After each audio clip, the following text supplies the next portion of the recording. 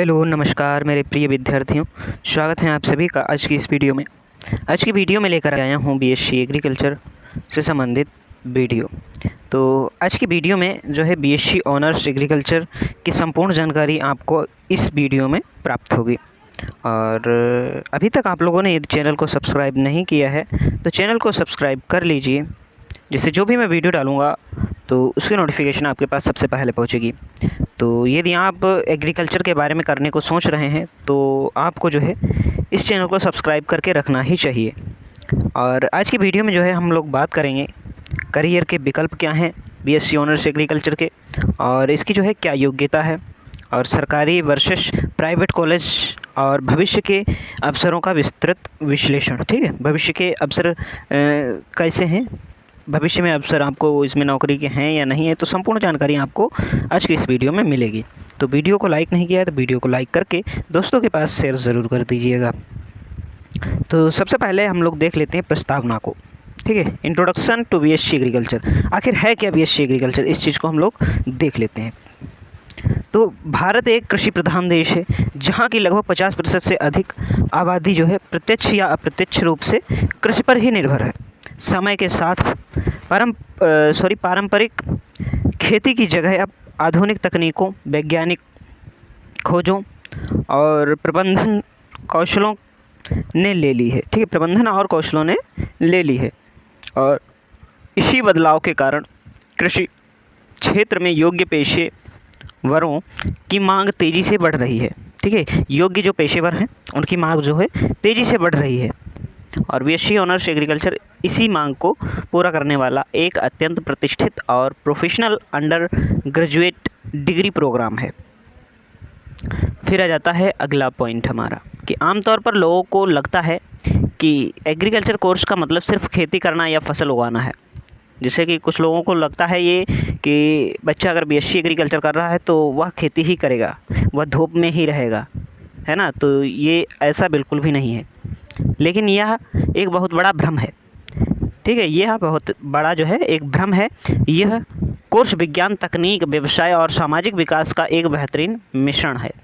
इसके आंतरिक विद्यार्थियों को मिट्टी की गुणवत्ता बढ़ाने, उन्नत बीजों का निर्माण करने, फसलों को बीमारियों से बचाने, आधुनिक कृषि उपकरणों का उपयोग करने और कृषि उत्पादों के व्यवसाय तथा विपणन की बारीकियाँ सिखाई जाती हैं। ठीक है, तो इस चीज़ से आप लोग जो है समझ चुके होंगे कि जैसा कि आप लोग समझ रहे होंगे कि इसमें जो है कृषि करनी होगी, सिर्फ खेती ही करनी होगी, खेतों में ही काम करना होगा, ऐसा कुछ भी नहीं है। आपको ऑफिस वर्क भी मिल सकता है। ठीक है, यह एक प्रोफेशनल कोर्स है।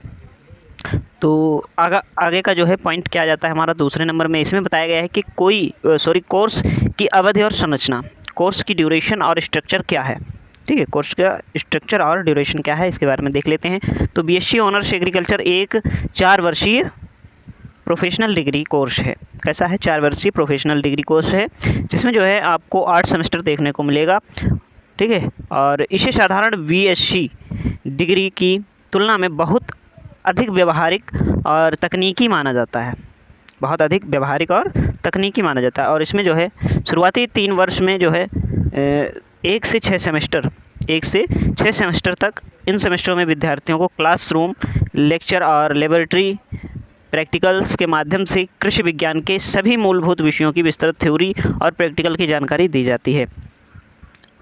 और अंतिम का जो 1 वर्ष होता है, 7 और 8 सेमेस्टर जो होता है, इसमें जो है यह वर्ष पूरी तरह से व्यवहारिक अनुभव के लिए समर्पित होता है, और इसके अंतर्गत 2 मुख्य कार्यक्रम आयोजित किए जाते हैं।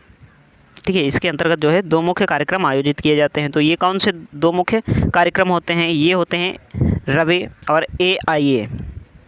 रवे का मतलब होता है रूरल एग्रीकल्चरल वर्क एक्सपीरियंस, और AIA का मतलब होता है एग्री इंटेक्स या इंडस्ट्रियल अटैचमेंट। तो सबसे पहले देख लेते हैं रवे में क्या होता है। तो रवे में जो है इसमें छात्रों को ग्रामीण क्षेत्रों में जाकर किसानों के साथ रहना पड़ सकता है। इसमें जो है किसानों के साथ रहना पड़ता है, और किसानों की ज़मीनी समस्याओं को समझते हुए और कॉलेज में सीखी गई तकनीकों को खेतों में लागू करना सीखना होता है। ठीक है, जो चीज़ आप लोगों ने 3 साल तक किताबों से सीखी है वो चीज़ आपको प्रैक्टिकल करना होता है। फिर देख लेते हैं एग्री इंटेक्स में क्या होता है, इसमें जो है छात्रों को विभिन्न कृषि उद्योगों, बीज कंपनियों या फर्टिलाइज़र प्लांट में इंटर्नशिप के लिए भेजा जाता है ताकि वे व्यावसायिक समझ और विकसित कर सकें, व्यावसायिक समझ विकसित कर सकें। फिर इसकी जो है पाठ्यक्रम और मुख्य विषय क्या है, ठीक है, पाठ्यक्रम और इसका मुख्य विषय क्या है, सिलेबस एंड कोर सब्जेक्ट्स क्या है। तो सबसे पहले इसमें बताया गया है कि इस कार्यक्रम के तहत कृषि से जुड़ी दर्जनों क्षेत्रों का अध्ययन कराया जाता है। इसके मुख्य विषय निम्नलिखित हैं, ठीक है, इसके मुख्य विषय निम्नलिखित हैं। तो सबसे पहले आ जाता है इसमें जो है एग्रोनॉमी, शस्य विज्ञान। तो शस्य विज्ञान जो है क्या होता है, फसल उत्पादन के सिद्धांत, खेत की तैयारी, सिंचाई प्रबंधन, खरपतवार नियंत्रण और विभिन्न मुख्य फसलों की वैज्ञानिक खेती का अध्ययन किया जाता है इसमें, ठीक है। और जेनेटिक एंड प्लांट ब्रीडिंग क्या होता है, जेनेटिक्स एंड प्लांट ब्रीडिंग क्या होता है, तो इसमें ये क्या होता है, तो इसमें क्या किया जाता है कि पौधों की आनुवंशिक और फसलों की नई वैरायटी का जो है उगाया जाता है, नई वैरायटियों का जो है उद्गम किया जाता है, उनको जना जाता है। जना का मतलब है उनको उत्पन्न करना, नई वैरायटियों को उत्पन्न करना।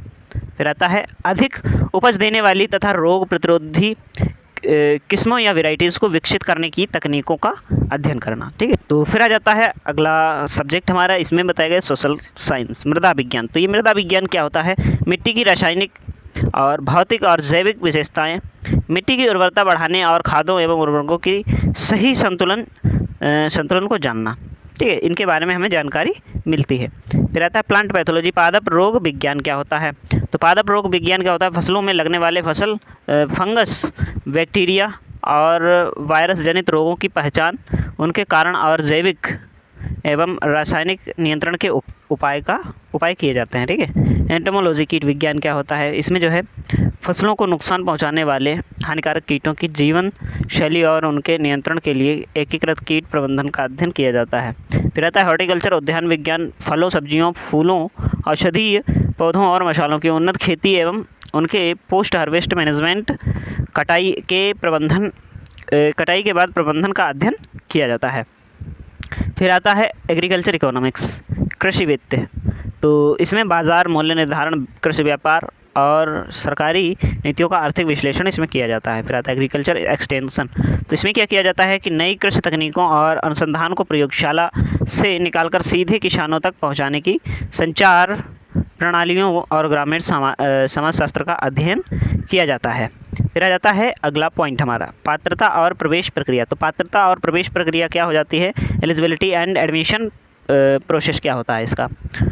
तो इसमें जो है बीएससी ऑनर्स एग्रीकल्चर में प्रवेश पाने के लिए निम्नलिखित मानदंडों को पूरा करना आवश्यक होता है। तो कौन से मानदंड हैं, सबसे पहले तो आ जाता है शैक्षणिक योग्यता। तो शैक्षणिक योग्यता क्या है, उम्मीदवारों का किसी मान्यता प्राप्त बोर्ड 12वीं इंटरमीडिएट उत्तीर्ण होना चाहिए, ठीक है, 12वीं या इंटरमीडिएट उत्तीर्ण होना चाहिए। फिर आता है अगला पॉइंट हमारा, जिसमें 12वीं कक्षा में मुख्य विषयों के रूप में पीसीएम फिजिक्स केमिस्ट्री मैथ या पीसीबी फिजिक्स केमिस्ट्री बायोलॉजी या पीसीएजी फिजिक्स केमिस्ट्री एग्रीकल्चर होना चाहिए।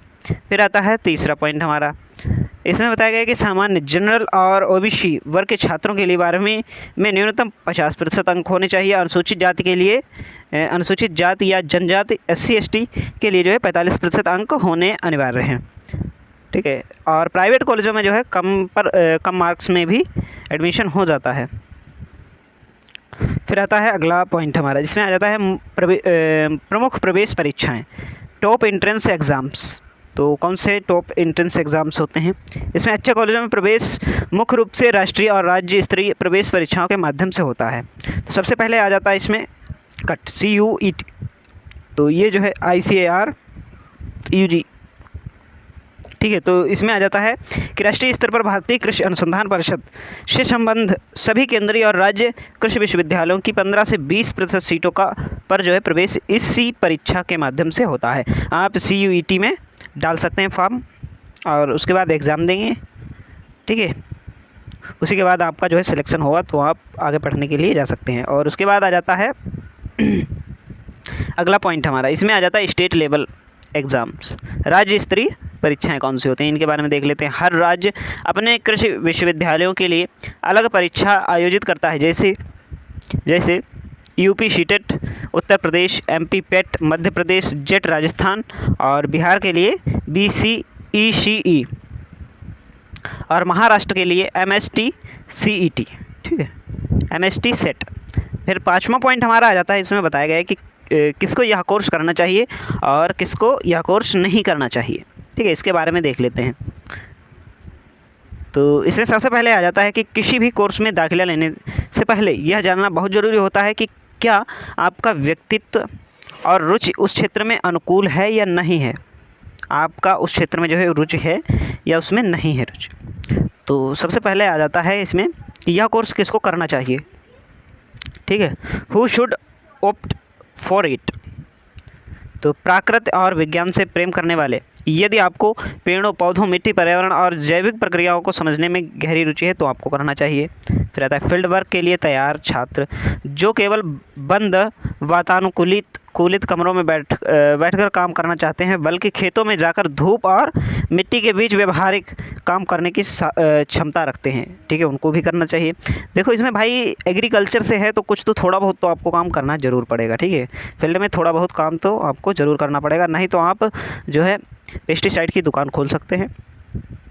आराम से दिन भर जो है आप लोग दुकान में बैठे रहिए, लेकिन जाना उसमें भी भाइयों पड़ेगा। ठीक है, जाना उसमें भी पड़ेगा। फिर आता है अनुसंधान की इच्छा रखने वाले, रिसर्च माइंडसेट। तो इसमें क्या होता है, जो प्रयोगशालाओं में नई तकनीकों, हाइब्रिड बीजों और नई कृषि दवाओं की खोज करने का जज्बा रखते हैं, उनको भी ये करना चाहिए कोर्स। फिर आता है अगला पॉइंट हमारा, उद्यमी सोच, एंटरप्रेन्योरियल माइंड, जो पारंपरिक नौकरी से हटकर खुद का कृषि व्यवसाय, कोल्ड स्टोरेज, ऑर्गेनिक फार्मिंग या एग्रीटेक स्टार्टअप शुरू करना चाहते हैं, उनको भी ये कोर्स करना चाहिए। यह कोर्स किसको नहीं करना चाहिए, हु शुड अवॉइड इट। तो यह जो है इसमें पहला पॉइंट आ जाता है कि केवल डेस्क जॉब चाहने वाले, यदि आप शारीरिक श्रम से कतराते हैं। ठीक है, आप यदि शारीरिक श्रम नहीं करना चाहते हैं तो आपकी प्राथमिकता केवल 9 से 5 की 9 बजे से आपको ऑफिस जाना है, फिर 5 बजे तक आपको घर आना है, कि जो है कंप्यूटर आधारित ऑफिशियल जॉब करना चाहते हैं तो इस क्षेत्र में आपको शुरुआती दिनों में बहुत कठिनाई हो सकती है। हालांकि आगे चल के आपको हो सकता है आराम मिले, लेकिन शुरुआती दौर में आपको कठिनाई का सामना जरूर जो है करना पड़ेगा। फिर अगला पॉइंट आता है कि आसान डिग्री की तलाश करने वाले, ठीक है, इनको भी नहीं करना चाहिए। ये बीएससी एग्रीकल्चर एक कठिन और गहन कोर्स है। इसमें लगातार थ्योरी एग्ज़ाम्स, भारी भरकम प्रैक्टिकल और फाइल्स और कड़ी फील्ड ड्यूटी होती है। इसे बिना लगन के पास करना आसान नहीं है। फिर आता है अगला पॉइंट हमारा, तुरंत लाखों के पैकेज की उम्मीद रखने वाला। इसमें जो है तुरंत आपको लाखों के पैकेज नहीं मिलेंगे। आईटी या कंप्यूटर साइंस इंजीनियरिंग की तरह इसमें कॉलेज ख़त्म होते ही सीधे 15 से 20 लाख का शुरुआती पैकेज मिलना दुर्लभ है, और इस क्षेत्र में वास्तविक ग्रोथ अनुभव, फील्ड नॉलेज और समय के साथ आती है। फिर आता है अगला पॉइंट हमारा, सरकारी कॉलेज वर्सेस प्राइवेट कॉलेज, एक महत्वपूर्ण तुलना। ठीक है, कि जैसे कुछ लोगों को ये भ्रांति रहती है गवर्नमेंट में करना चाहिए या प्राइवेट में करना चाहिए। ठीक है, इस चीज़ पे जो है बहुत विचार करते हैं कि हमें अब क्या करना चाहिए, हमारा गवर्नमेंट में हुआ नहीं है तो प्राइवेट में क्या है।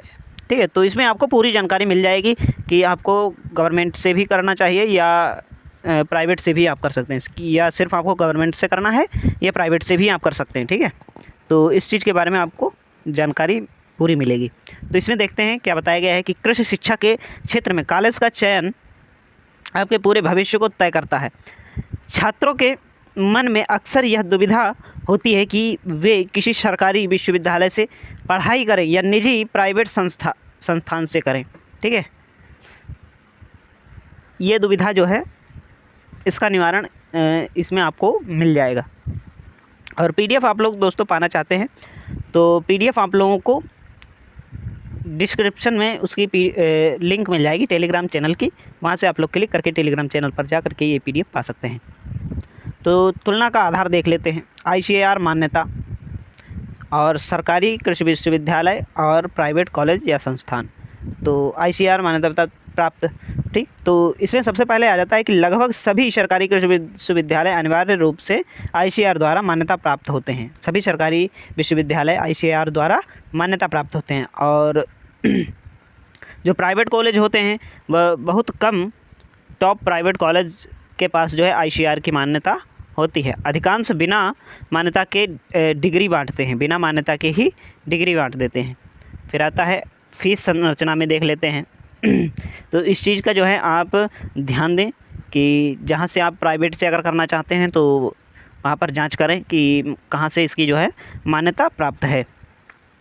फिर आता है फ़ीस संरचना। फ़ीस संरचना में क्या आ जाता है कि फ़ीस बेहद किफ़ायती होती है, लगभग 10,000 से 40,000 प्रति वर्ष, साथ ही छात्रवृत्ति भी मिलती है। ठीक है, गवर्नमेंट कॉलेज में जो है 10,000 से लेकर के 40,000 प्रति वर्ष होता है और इसमें जो है आपको छात्रवृत्ति भी मिल जाती है। और प्राइवेट में देख लेते हैं फ़ीस बहुत अधिक होती है, लगभग 80,000 से 25 लाख रुपए जो है तक लगते हैं। अब डिपेंड इस पर करता है कि आप कहाँ से कर रहे हैं।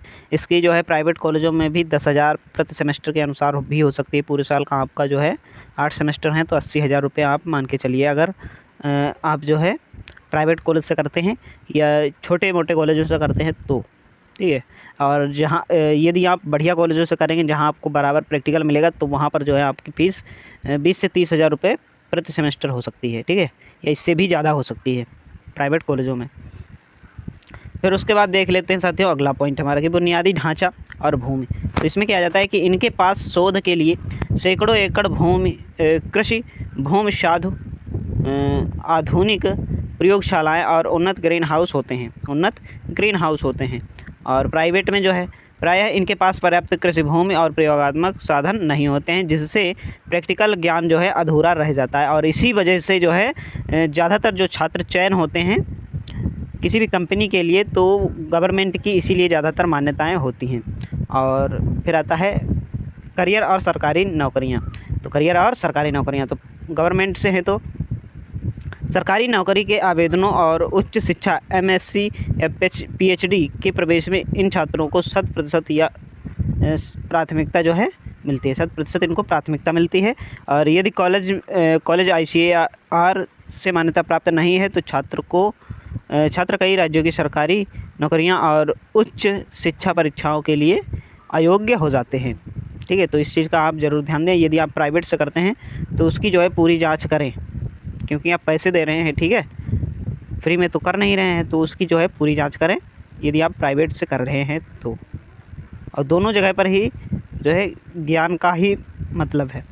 यदि आप जो है गवर्नमेंट से कर रहे हैं तभी आप में ज्ञान होना आवश्यक है, और यदि आप प्राइवेट से कर रहे हैं तब भी आप में ज्ञान होना आवश्यक है। तो सबसे ज़रूरी सलाह क्या है, भारतीय कृषि अनुसंधान परिषद के नियमों के अनुसार यदि आपने किसी ऐसे कॉलेज से बीएससी एग्रीकल्चर किया जो आईसीएआर से मान्यता प्राप्त नहीं है तो आप देश के प्रतिष्ठित संस्थानों में एमएससी एजी नहीं कर सकते हैं।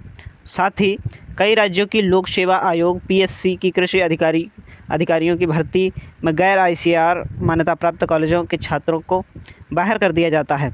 इसीलिए हमेशा पहली प्राथमिकता सरकारी कॉलेज को दें। यदि प्राइवेट में जाना ही पड़े तो सुनिश्चित करें कि वह संस्थान 100% जो है आईसीएआर मान्यता प्राप्त हो।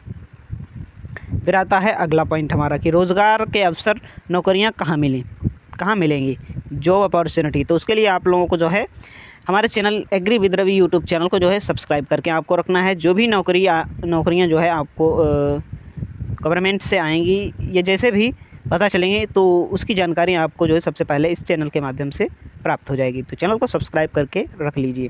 तो इसमें जो है बीएससी एग्रीकल्चर पूरा करने के बाद रोजगार की अपार संभावना उपलब्ध हो जाती है और छात्र सरकारी क्षेत्र, निजी क्षेत्र, अनुसंधान और स्वरोजगार के क्षेत्रों में अपना बेहतरीन करियर बना सकते हैं।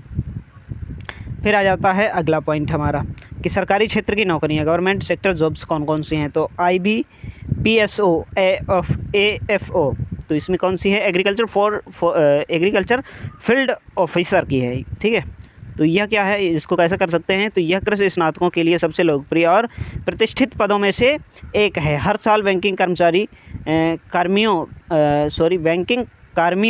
कार्मिक चयन संस्थान IBPS सरकारी बैंकों में कृषि ऋण योजनाओं और विकास के प्रबंधन के लिए बड़े पैमाने पर इसकी जो है भर्ती निकाली जाती है। फिर अगला पॉइंट आता है कि राज्य कृषि विभाग की नौकरियां। तो इसमें आ जाता है कि राज्यों के लोक सेवा आयोग और अधीनस्थ चयन बोर्ड के माध्यम से विभिन्न पदों पर भर्तियां होती हैं। तो इसमें जो है ADO एग्रीकल्चर डेवलपमेंट ऑफिसर कृषि विकास अधिकारी, और AO जो है एग्रीकल्चर ऑफिसर कृषि अधिकारी, TA technical assistant can supervisor तकनीकी सहायक और गन्ना पर्यवेक्षक। फिर आ जाती है अगली जॉब हमारी, तो इसमें आ जाता है FCI food corporation of India भारतीय खाद्य निगम में असिस्टेंट जनरल मैनेजर और तकनीकी श्रेणियों के पदों पर नियमित अवसर मिले।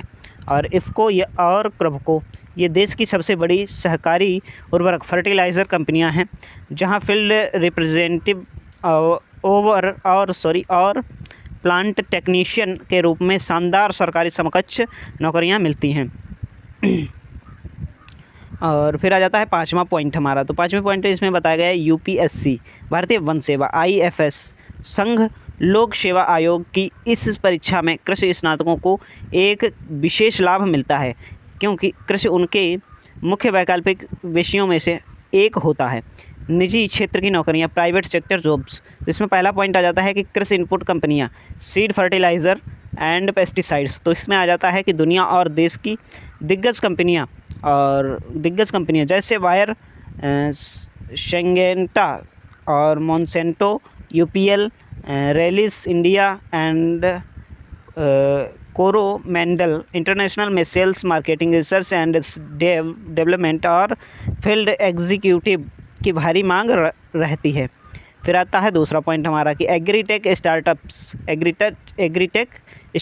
तो इसमें आ जाता है कि पिछले कुछ वर्षों में भारत में कृषि तकनीक के क्षेत्र में क्रांति आई है, जिसमें जो है निंजा कार्ट, डी हार्ट या एग्रो स्टार क्रो फार्म जैसे बड़े स्टार्टअप्स कृषि स्नातकों को बिजनेस डेवलपमेंट, लॉजिस्टिक्स और डेटा एनालिसिस के पदों पर आकर्षक पैकेजों पर नियुक्ति कर रहे हैं।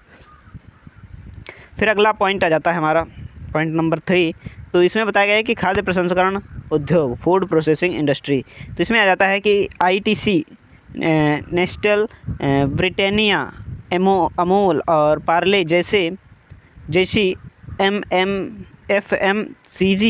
FMCG कंपनियों में कच्चे माल की सोर्सिंग, क्वालिटी कंट्रोल और सप्लाई चेन मैनेजर के रूप में रोज़गार मिलता है। फिर आता है माइक्रो फाइनेंस और ग्रामीण बैंकिंग, कई निजी बैंक जैसे HDFC,